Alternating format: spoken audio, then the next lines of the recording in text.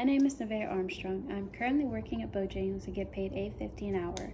My average work week is around 30 hours, which makes my bi-weekly paycheck around $210. I have a car insurance bill that is $125 and a phone bill that is $118. Although I am working an above minimum wage job and only have 2 bills I have to pay as of right now, I still have trouble saving up and having enough money to spend on the things that I want. Now imagine I also have to pay an apartment and or a house, but I only make $7.25 an hour. I wouldn't be able to pay those bills because I don't make enough. I have to work around 200 hours in those 2 weeks just to make ends meet. That is the truth for over 35 million Americans working for minimum wage. $7.25 an hour is not enough. The government should increase the minimum wage to $15 an hour. It would allow workers to earn more money and become financially stable so they can support themselves and their families. Here's a story I'd like to share with you that I read on US Today. This story honestly broke my heart. A native of Detroit, Cecile Issereri, 52 years old, moved to Holland, Michigan in 2007 after his mother died.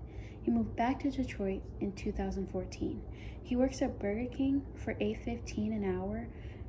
He can only get about 25 hours per week at Burger King. He only makes $203 a week. That's not even enough to pay for an apartment. He states, "It's hard. If it weren't for my godmom giving me a room upstairs, I'd probably be out on the street in a shelter." Cecile has been active in the D15 campaign to increase the minimum wage in Detroit to $15 per hour.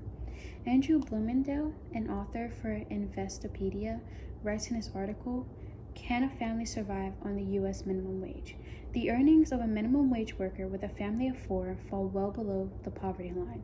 While many states and some cities have minimum wage rates much higher than $7.25, minimum wage earners still struggle to pay bills, secure housing, and support their families. Increasing the minimum wage will boost the income of low-wage workers.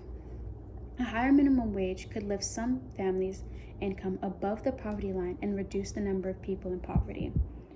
Most actions to increase the minimum wage are from state governments. By supporting politicians who are for raising the minimum wage, we'll start the process of hopefully increasing it. I am advocating for the increase in minimum wage to help workers who are trying to support their families and become financially stable. Although many people could benefit from the raise, not many states have raised it. Only 9 out of 50 states have decided to increase their minimum wage. This includes California, Illinois, Maryland, Massachusetts, Michigan, New Jersey, New Mexico, New York, and Vermont.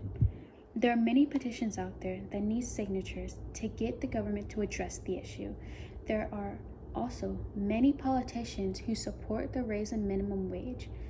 These politicians include Bernie Sanders, Joe Biden, Kristen Gillibrand, etc. I understand that there are a lot of negatives behind increasing the minimum wage, but if done slowly over time, we could reduce some of the negative effects. One of the negative effects with raising minimum wage is that it will force companies to increase their price in products, fueling inflation.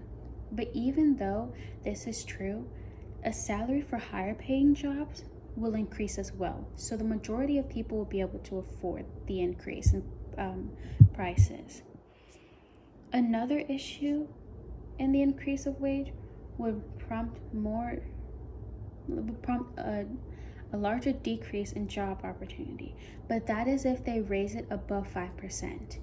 I'm fighting for a raise of $12 as of right now, which would help 35 million Americans. They would make $2,300 more a year than they do today. It would ensure that low-wage workers share the same improvements as middle-class workers, which would lessen the gap of inequality between them. Raising the minimum wage to $12 an hour would bring full-time earnings above the poverty line for a family of 3. And along with the tax return, a family of 4 would live above the poverty line. This will allow more children to have food and clothes, and they won't have to worry about the next time they'll eat. Raising the minimum wage to $12 an hour would allow full-time work to mean an escape from poverty. Tens of millions of Americans, low-wage workers,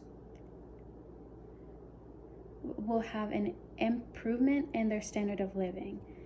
Signing petitions, supporting the right politicians will allow significant improvement of tens of millions of American workers. This will abolish the wage inequalities and allow these workers to support their families. Thank you.